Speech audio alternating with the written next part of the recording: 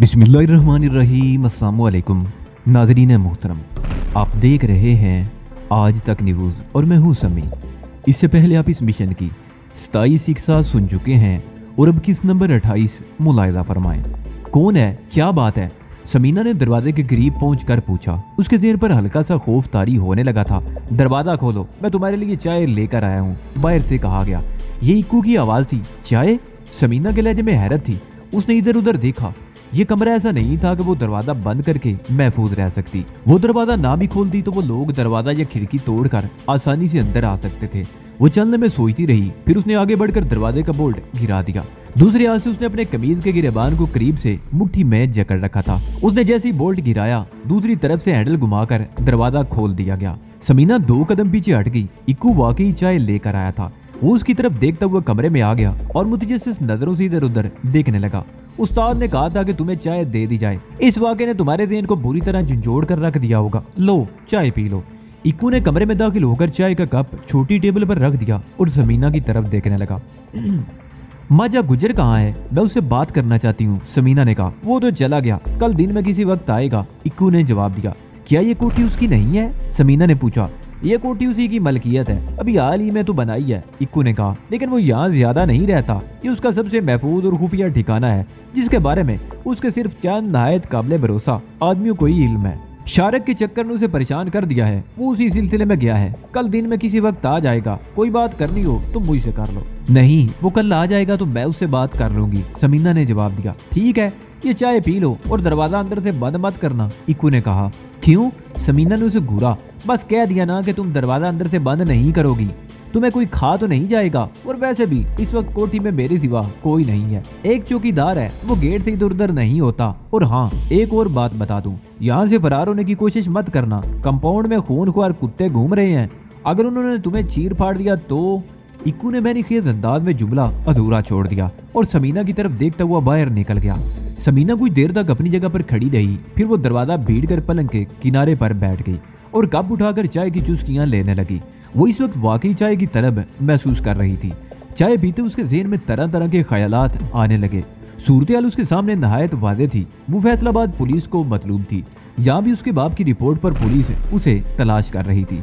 शारिक ने अगरचे उसे तहफ़्फ़ुज़ दिया था, लेकिन वो समझ रही थी कि उसकी हैसियत शारिक की दाश्ता की सी होकर रह गई थी। शारिक उसे साथ लेकर मुख्तलिफ जगहों पर गया था। उसने खुद ही कहा था कि उसे लोगों से मुतारफ कराना चाहता है, ताकि कल कलां को वो खुद ही उनसे निमट सके। इसका साफ मतलब ये था कि शारिक उसे भी हिरवन की स्मगलिंग में मुनव्वस करना चाहता था। शायद शारिक ने उसे इस कारोबार में इस्तेमाल करने का मंसूबा बना रखा था, जिस पर कदम ब कदम अमल शुरू कर दिया था। खूबसूरत लड़कियां इस किस्म के कारोबार में बड़ी कामयाब रहती हैं। इनके जरिए बड़े बड़े काम निकाले जा सकते हैं। लेकिन अब वो शारिक के हाथों से निकलकर माजा गुज्जर के जाल में आ फंसी थी। शारिक और माजा गुज्जर एक ही सिक्के के 2 रुख थे। वो एक ही किरदार के मालिक थे। उनका कारोबार एक ही था। गोया वो आसमान से गिरकर खजूर में अटक गई थी। चाय पीते हुए अचानक उसके जहन में एक और ख्याल आया, फरार। इक्कू ने अपनी हमाकत से उसे बता दिया था कि वो कोठी में अकेला है। दूसरा चौकीदार है जो गेट के आसपास ही रहता है। अगर इक्कू को काबू कर लिया जाए तो वो आसानी से यहाँ से फरार हो सकती थी। इक्कू की आंखों में वो हवस की चमक देख चुकी थी। औरत मर्द की सबसे बड़ी कमजोरी होती है, और अगर औरत इस जैसी हसीन और जवान हो तो किसी मर्द को बेवकूफ बनाना ज्यादा मुश्किल नहीं होता। चाय खत्म करके उसने खाली कप मेज पर रखा और उठकर एक बार फिर खिड़की के करीब आ गई और खिड़की खोलकर बाहर झांकने लगी। कंपाउंड में खूनख्वार कुत्तों की मौजूदगी में दीवार फांद कर फरार होना मुमकिन नहीं था। उसके दीवार तक पहुंचने से पहले ही कुत्ते उसे चीर फाड़ डालते। वो खिड़की से जरा बाहर की तरफ झुककर टाली के उस दरख्त की तरफ देखने लगी, जिसकी एक शाख छत की तरफ चली गई थी। दरख्त का जायजा लेने के बाद उसके होंठों पर खफीफ सी मुस्कुराहट आ गई। उस दरख्त की एक शाख छत की तरफ थी और 2-3 शाखें उस दरख्त की शाखों में उलझी हुई थी, जो दीवार के ज्यादा करीब था। उस दरख्त की दूसरी शाखें दीवार के बाहर की तरफ झुकी हुई थी। उन शाखों की मदद से नहायत आसानी से कोठी की दीवार के बाहर पहुंचा जा सकता था। लेकिन मसला सिर्फ इक्कू को गिरफ्त में लेने का था। इक्कू को हुस्न का लिश्कारा देकर काबू में किया जा सकता था, लेकिन उसके तसव्वुर ही से समीना कराहत महसूस करने लगी। मगर इसके सिवा कोई चारा भी तो नहीं था, और बिलाखिर उसने इसी मंसूबे पर अमल करने का फैसला कर लिया। उसने दीवार पर लगी हुई घड़ी की तरफ देखा, 1:30 बज रहा था। इक्कू यकीनन जाग रहा होगा। समीना दिल पर जबर करके दरवाजे की तरफ बढ़ गई। उसे अगर यहाँ से निकलना है तो इक्कू की थोड़ी बहुत दस्त दराजी बर्दाश्त करनी ही पड़ेगी। ये बात भी उसके ज़हन में थी कि अगर वो अपने मकसद में कामयाब न हो सकी तो इक्कू उसके साथ कोई नरमी नहीं करेगा। वो दरवाजा खोलकर रायदारी में आ गई। उसका दिल बड़ी तेजी से धड़क रहा था। उसने एक हाथ से कमीज के गिरिबान को संभाल रखा था। वो रायदारी में इधर उधर देखने लगी। बाईं तरफ बरामदे वाला दरवाजा था जो बंद था। दाईं तरफ चंद कदम आगे एक हाल कमरा था जहाँ रोशनी हो रही थी। वो दबे कदमों हाल की तरफ बढ़ने लगी। वसी व अरीज हाल था। दीवार से दीवार तक कालीन बिछा हुआ था। सोफे आरास्ता थे। दरमियान में शीशे की टाप वाली 2 काफी टेबल पड़ी हुई थी। दोनों पर शीशे के खूबसूरत गुलदान रखे हुए थे जिनमें खूबसूरत मसनूई फल सजे हुए थे। बाईं तरफ ऊपर जाने का जीना था। जीने के ऊपर वाला दरवाजा बंद था।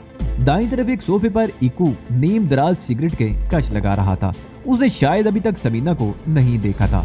समीना आगे बढ़ती रही। दफादन वो एक कुर्सी से टकरा गई। आवाज सुनकर इक्कू एकदम उठ गया। की गल सोनियो, वो साइड टेबल पर रखी हुई एश ट्रे में सिगरेट मसलते हुए बोला। कोठी का मुआयना हो रहा है, भागने का रास्ता तो नहीं तलाश कर रही? नहीं, समीना ने जवाब दिया। नींद नहीं आ रही थी, सोचा कि तुम्हारे साथ बातों में वक्त गुजार लूं। सत बिस्मिल्लाह जी आया नो। इक्कू की आंखों में अजीब सी चमक उभर आई। आओ ना फिर यहाँ मेरे पास बैठो। उसने सोफे पर हाथ मारा। नहीं, मैं यहाँ बैठ जाऊंगी। समीना कहते हुए दूसरे सोफे पर बैठ गई। उसका रुख इक्कू की तरफ था। समीना ने नजरें झुका रखी थी। फिर उसने गिरेबान से अपनी कमीज इस तरह छोड़ दी जैसे गैर इरादी तौर पर ऐसा हुआ हो। कमीज का गिरेबान खुल गया। इक्कू की आंखों की चमक बढ़ गई। वो चलने में उसकी तरफ देखता रहा, फिर उठकर उसके सोफे पर आ गया। समीना के दिल की धड़कन तेज हो गई। उसने कमीज संभालनी चाहिए मगर इक्कू ने उसका हाथ पकड़ लिया। इसको रहने दो ना, ऐसे ही गर्मी हो रही है, जिस्म को जरा सा हवाशवार लगने दो, इक्कू ने कहा।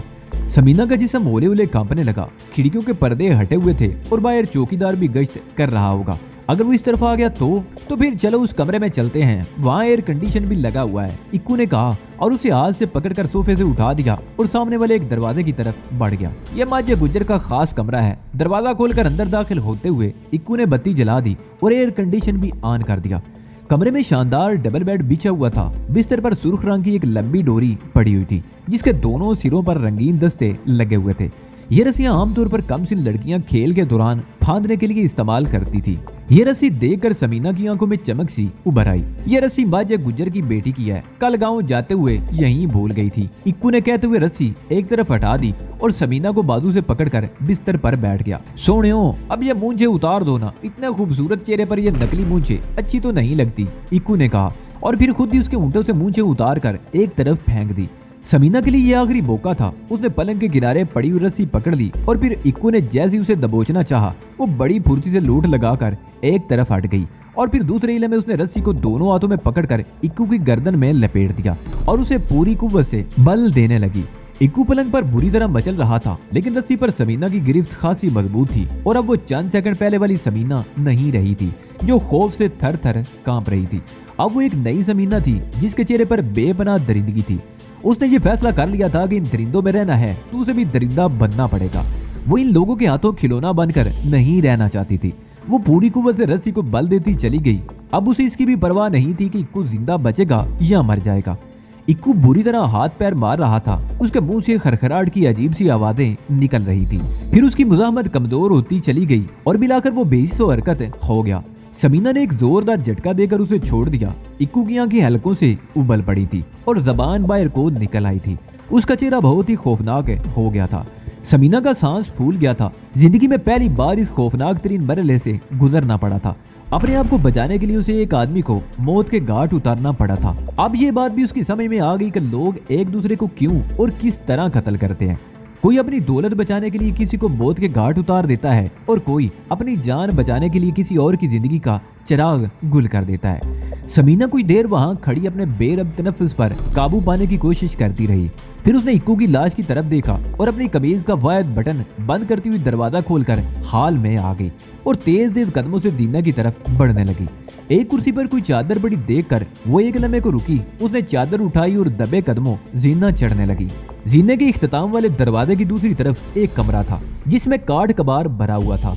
उसने दूसरी तरफ का दरवाजा खोल दिया और छत पर निकल आई और फिर झुककर चलती उस तरफ आ गई जहाँ टाली के दरख्त की एक मोटी शाख छत तक पहुंची हुई थी। उसने चादर कमर पर लपेटकर बांध दी और शाख पर बैठकर आहिस्ता आहिस्ता आगे सिरकने लगी।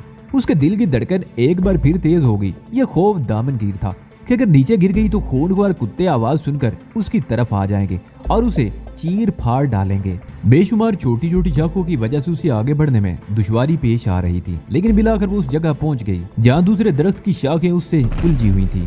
दूसरी शाख पर पहुंचने की कोशिश करते हुए समीना का पैर फिसल गया। वो गिरते गिरते बची थी। अगर वो दूसरी शाखों का सहारा ना ले लेती तो यकीनन गिर पड़ती। उसका दिल उछलकर हल्क में आ गया था। शाखें जोर से हिलने से अच्छी खासी आवाज पैदा हुई थी और ये आवाज कुत्तों को उसकी तरफ मुतवज्जो करने के लिए काफी थी।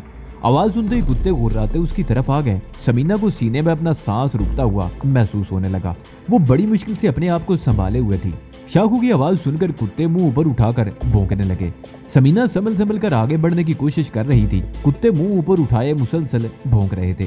कुत्तों की आवाज सुनकर गेट का चौकीदार तेज तेज कदम उठाता हुआ उस तरफ आ गया। उसके कंधे पर शॉटगन लटकी हुई थी। क्या बात है डब्बू, क्यों भौंक रहे हो? चौकीदार एक कुत्ते की तरफ देखते हुए उसे पुचकारने लगा।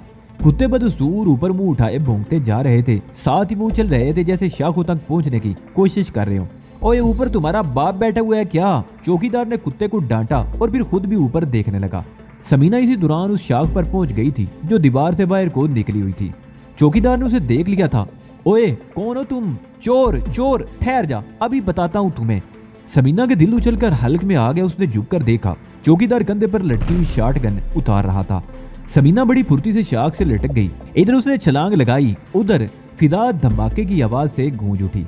चौकीदार की चलाई हुई गोली शाखों में ठीक उस जगह लगी थी जहां चंद सेकंड पहले समीना मौजूद थी। समीना ने तकरीबन 10 फुट की बुलंदी से छलांग लगाई थी। ये उसकी खुशकिस्मती थी कि नीचे कच्ची जमीन थी और उसे कोई चोट नहीं लगी थी। एक सेकंड बाद उठकर एक तरफ दौड़ने लगी। इस बात का 100% इम्कान था कि चौकीदार कोठी से निकलकर उसके पीछे आएगा। फायर की आवाज सुनकर दूसरे बंगलों के लोग भी बाहर आ सकते थे। वो एक तरफ दौड़ती चली गई। पिछली तरफ भी कोठियां थी, बाल कोठियां भी जेरे तामीर थी। एक बार तो समीना ने सोचा कि किसी जेरे तामीर कोठी में छुप जाए, लेकिन फिर उसके दिल में ख्याल आया कि ताकुब करने वाले सबसे पहले उन्हीं जगहों पर तलाश करेंगे और वो आसानी से उनके हाथ लग जाएगी। वो दौड़ती रही, बेतहाशा दौड़ती रही। उसका सांस बुरी तरह फूल गया था और टांगे लड़खड़ा रही थी। वो कोठियों से निकलकर झाड़ियों में आ गई थी। उसे अब एक कदम नहीं दौड़ा जा रहा था। फेफड़ों की कुव्वत जवाब दे रही थी और मिलाकर वो लड़खड़ाकर झाड़ियों में गिर पड़ी। उसका सांस धूकनी की तरह चल रहा था और मुंह से कफ बह रहा था। वो अपनी कैफियत पर काबू पाने की कोशिश करते हुए बार बार पीछे मुड़कर देख रही थी। कोठी अगरचे बहुत दूर रह गई थी, लेकिन वो जानती थी कि वो महफूज नहीं है।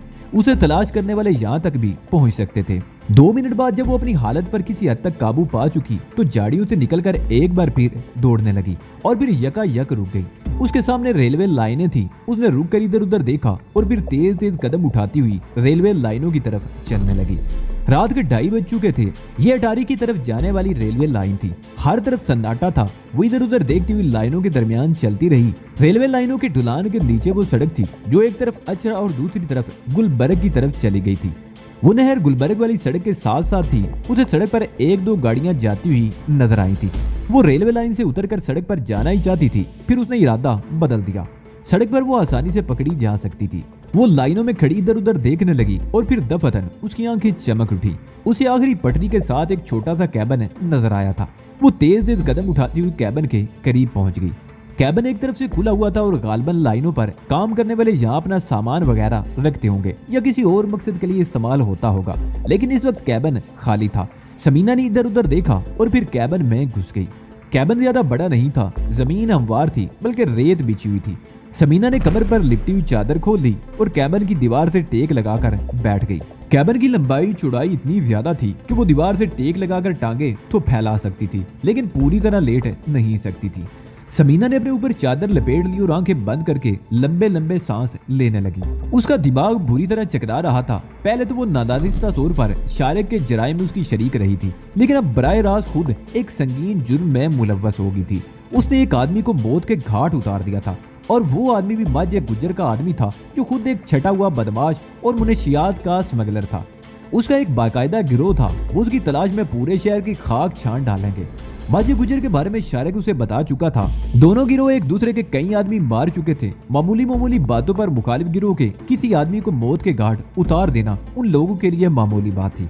और माजिद गुज्जर जैसा आदमी ये कैसे बर्दाश्त कर सकता था कि एक लड़की उसकी कोठी में उसके आदमी को कत्ल करके भाग जाए, और कोठी भी वो जिसे वो अपनी सबसे खुफिया और महफूज तरीन पनाहगाह समझता था। समीना एक तो उसके आदमी को कत्ल करके भागी थी, दूसरे वो उसकी महफूज तरीन पनाहगाह के बारे में जान की थी। वो आराम से कैसे बैठ सकेगा? इक्कू ने बताया था कि माजा गुज्जर कल दिन में वापस आएगा। वो गाँव गया था या किसी और अड्डे पर, लेकिन समीना को यकीन था कि उसे रात ही रात में इक्कू के कत्ल और समीना के फरार की इतला मिल जाएगी और फौरन ही वो वापस आ जाएगा और पागलों की तरह अपने बाल नोचने शुरू कर देगा। मुमकिन है उसका सारा गुस्सा कोठी के चौकीदार पर उतरे, क्योंकि इक्कू के साथ वही कोठी में मौजूद था।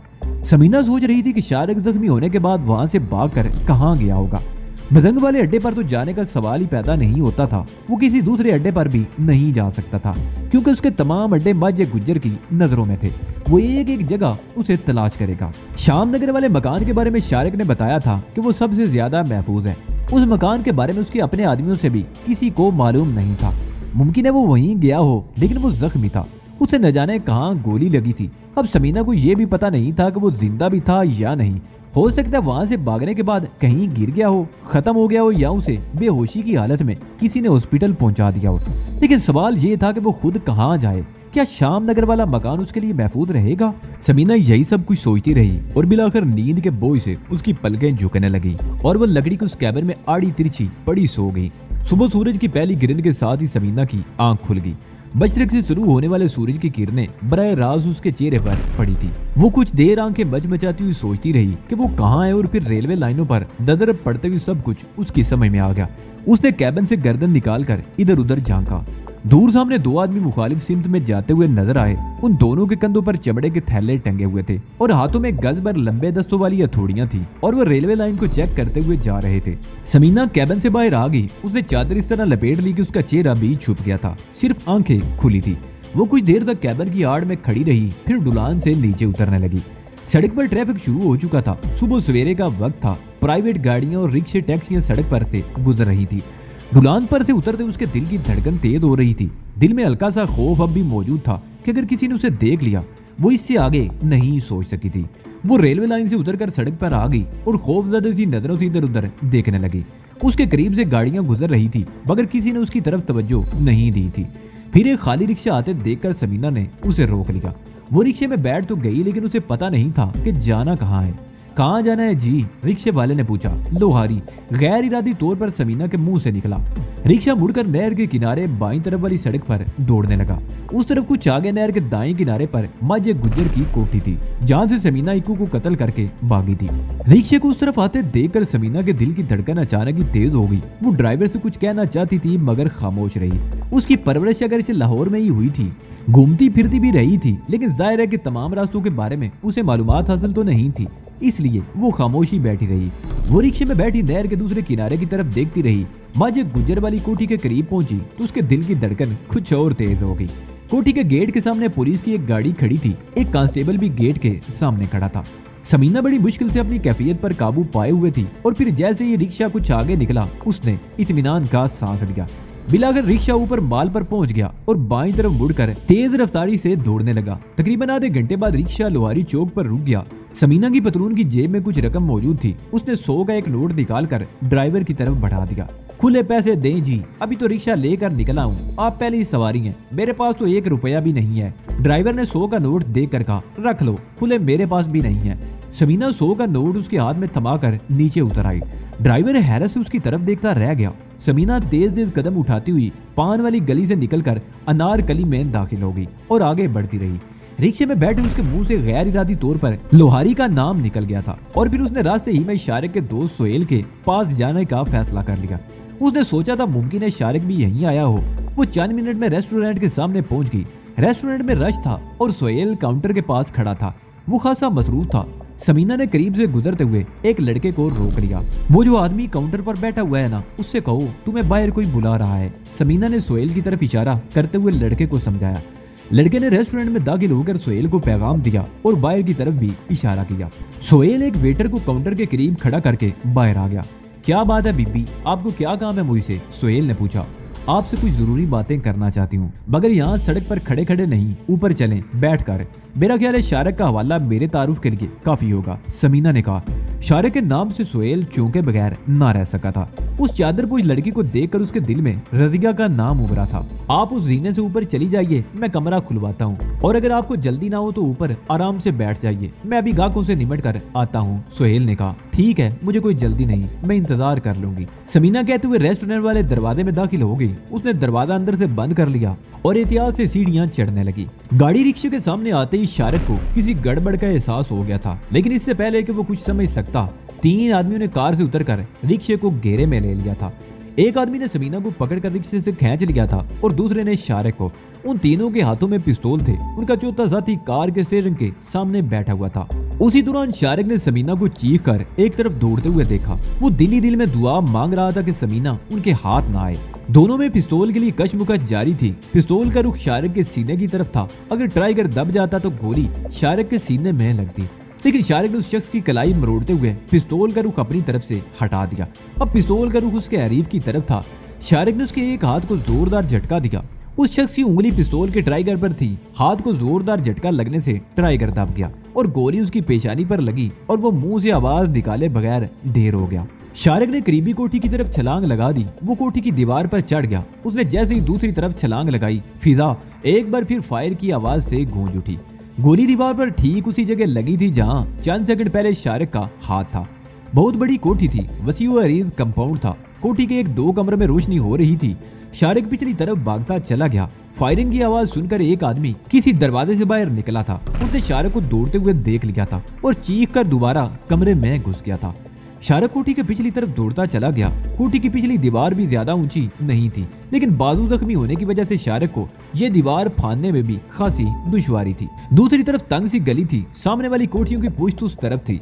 शारिक उस तारीख गली में दौड़ता चला गया। ये गली भी घूमकर मेन रोड से जा मिलती थी और शारिक सड़क पर नहीं आना चाहता था। वो कुछ देर तक गली में दौड़ता रहा, फिर सामने वाली एक कोठी की दीवार फांद कर अंदर कूद गया और फिर एक कोठी की दीवार फांद कर अंदर कूद गया और लान में दौड़ता हुआ दूसरी तरफ से बाहर निकल गया। शारिक दौड़ते हुए बुरी तरह थक गया था। बाजू में भी खासी तकलीफ हो रही थी। जख्म से मुसलसल खून बह रहा था, जिससे न सिर्फ उसके कपड़े तर हो रहे थे बल्कि वो अपने आप में कमजोरी भी महसूस करने लगा था। वो एक कोठी की दीवार से टेक लगाकर खड़ा हो गया और लंबे लंबे सांस लेने लगा। उस जगह तारीकी थी। जख्म की तकलीफ बढ़ती ही जा रही थी और वो सोच रहा था कि अगर खून बहना बंद ना हुआ तो खतरनाक बात होगी। उसने इधर उधर देखा और फिर दूसरी गली में मुड़कर दीवार के साथ साथ चलने लगा। शारिक एक और गली में मुड़ गया। ये भी कोठियों की अकबी गली थी और फिर दफतन वो रुक गया। चंद गज आगे एक सुजुकी कार खड़ी थी। शारिक इधर उधर देखता हुआ कार के करीब पहुंच गया। कार देखने में खासी पुरानी लग रही थी और शारिक सोच रहा था कि शायद यहाँ किस्मत उसका साथ दे जाए। वो इधर उधर देखता हुआ कार के ड्राइविंग साइड वाले दरवाजे के सामने पहुंच गया। दरवाजे के हैंडल पर हाथ रख दिया। दरवाजा लॉक नहीं था, आसानी से खुल गया। उसने सीट पर बैठकर दरवाजा आहिस्तगी से बंद कर दिया। अग्निशन में चाबी नहीं थी, लेकिन ये कोई मसला नहीं था। वो झुककर स्टीयरिंग के नीचे झांकने लगा। कार खासी पुरानी थी। स्टीयरिंग के नीचे की तरफ कुछ तारें लटकी हुई नजर आ रही थी।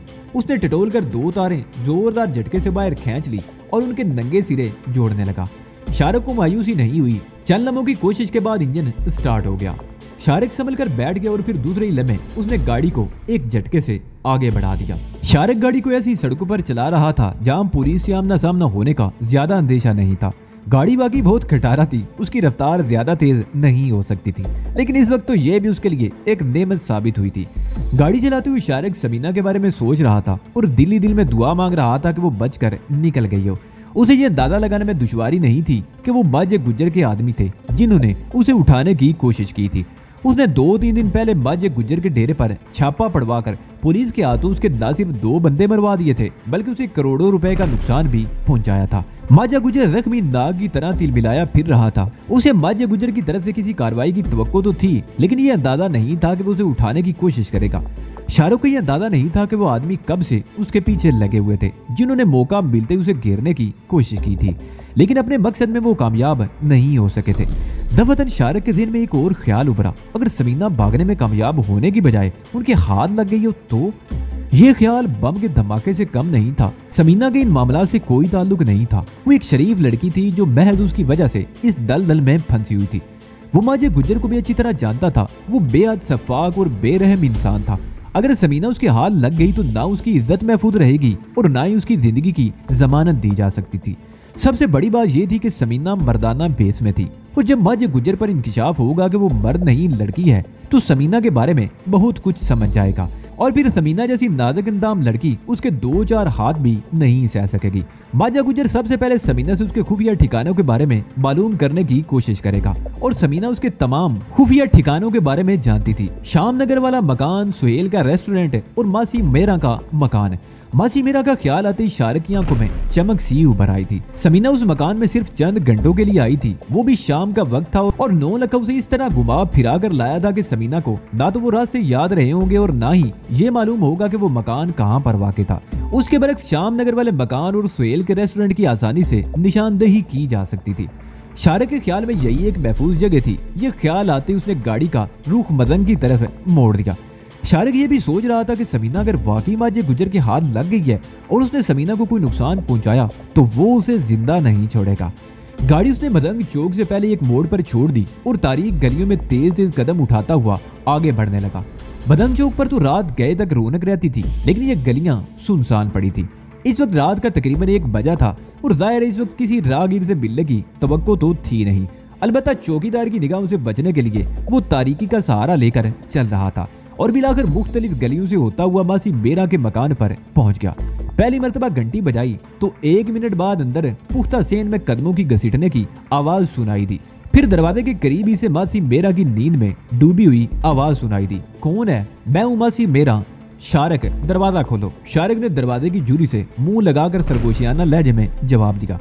चंद सेकंड बाद ही दरवाजा खुल गया। मासी मेरा उसे देखकर परेशान सी हो गई। शारिक पुत्र, इस वक्त खैर तो है? ये तुम्हारे कपड़ों पर खून। मुझे अंदर आने दो मासी। शारिक ने उसकी बात काट दी और अंदर दाखिल हो गया। मासी मेरा ने एकदम से दरवाजा बंद करके कुंडा चढ़ा दिया। वो एक कमरे में आ गए। शारिक कुर्सी पर बैठ गया। उसने कमीज उतार दी थी और उसी कमीज से बाजू पर जमा हुआ खून साफ करने लगा। जख्म से खून रिसना तो बंद हो गया था लेकिन तकलीफ में कोई कमी नहीं आई थी। ये क्या हुआ शारिक पुत्र, और इस वक्त कहाँ से आ रहे हो? मासी मेरा ने पूछा। उसके लहजे में परेशानी नुमाया थी। गोली लगी है मासी, शारिक ने जवाब दिया। मामूली सा जख्म है, ठीक हो जाएगा। अलमारी में पोलीफैक्स पड़ी हुई है, लाओ इस वक्त वही लगा लूं, सुबह डॉक्टर को दिखा दूंगा।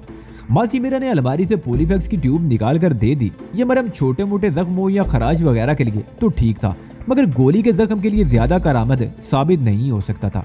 लेकिन बहरहाल कुछ ना होने से तो बेहतर था। उसने जख्म पर अच्छा खासा मरहम लगा दिया। मासी इस पर कसकर पट्टी बांध दो, शारिक ने मासी मेरा की तरफ देखते हुए कहा। मासी मेरा इधर उधर देखने लगी। उसे पट्टी के लिए कोई और कपड़ा नजर नहीं आया। तो उसने मल कर दुपट्टा फाड़ कर जख्म पर पट्टी बांध दी। गोली कैसे लगी पुत्र, किससे झगड़ा हुआ था? मासी मेरा ने पूछा। तुम जानती हो मासी मेरा कि हम लोग किस किस्म की जिंदगी गुजार रहे हैं। एक तरफ पुलिस है और दूसरी तरफ हमारी मुखालिफ पार्टियां। किसी न किसी से टकराव तो होता ही रहता है। आज भी आमना सामना हो गया था किसी से, शारिक ने जवाब दिया। शारिक पुत्र, मासी मेरा ने कहा, मैंने भाई छांगे को भी कई दफा समझाने की कोशिश की थी। तुम्हें भी कई मर्तबा कह चुकी हूँ छोड़ दो ये कारोबार। ऐसी दौलत का क्या फायदा जिसमें हर वक्त जान का खतरा हो। तुम्हारे पास पैसे की तो कमी नहीं, कोई और कारोबार शुरू कर दो जिससे इज्जत की जिंदगी तो गुजार सको। मासी, शारिक ने मुस्कुराते हुए कहा, यही तो असल बात है कि हम इज्जत की जिंदगी नहीं गुजार सकते। तुम समझती हो कि हम ये धंधा छोड़ देंगे तो पुलिस हमें इज्जत की जिंदगी गुजारने देगी? नहीं मासी, ये तुम्हारी खुशफहमी है। हम ये सब कुछ छोड़कर फरिश्ते भी बन जाए ना तो कानून के ये मुहाफिज हमें एक लम्हे को भी चैन से नहीं बैठने देंगे। वो क्यों पुत्र? मासी मेरा ने उसे घूरा। जब तुम शराफत की जिंदगी गुजारोगे तो वो लोग तुम्हें परेशान क्यों करेंगे? यही तो बात तुम्हारी समझ में नहीं आएगी मासी, शारिक ने मुस्कुराते हुए जवाब दिया। और अगर तकलीफ ना हो तो मुझे चाय बना दो और फिर तुम जाकर सो जाओ। तकलीफ कैसी पुत्र, मैं भी चाय बनाकर लाती हूँ, मासी मेरा कहती हुई कमरे से निकल गई। तकरीबन 15 मिनट बाद वो चाय बनाकर ले आई। चंद मिनट शारिक से बातें करती रही, फिर अपने कमरे में चली गई। शारिक चाय की चुस्कियां लेते हुए एक बार फिर समीना के बारे में सोचने लगा। उसके पास ऐसा कोई जरिया नहीं था कि इस वक्त समीना के बारे में यह मालूम किया जा सकता कि वो माजे गुज्जर के आदमियों के कब्जे में आ गई थी या भागकर घर पहुंचने में कामयाब हो गई थी। चाय खत्म करके वो कुर्सी से उठकर चारपाई पर लेट गया। बाजू की तकलीफ किसी हद तक कम हो गई थी लेकिन नींद उसकी आंखों से कोसों दूर थी। उसके ज़हन में बार बार समीना का ख्याल आ रहा था। कभी वो अपने आप को मुर्दे इल्जाम ठहराने लगता कि वो उसे छोड़कर भागा क्यों था। उसे उस वक्त उसका ख्याल रखना चाहिए था।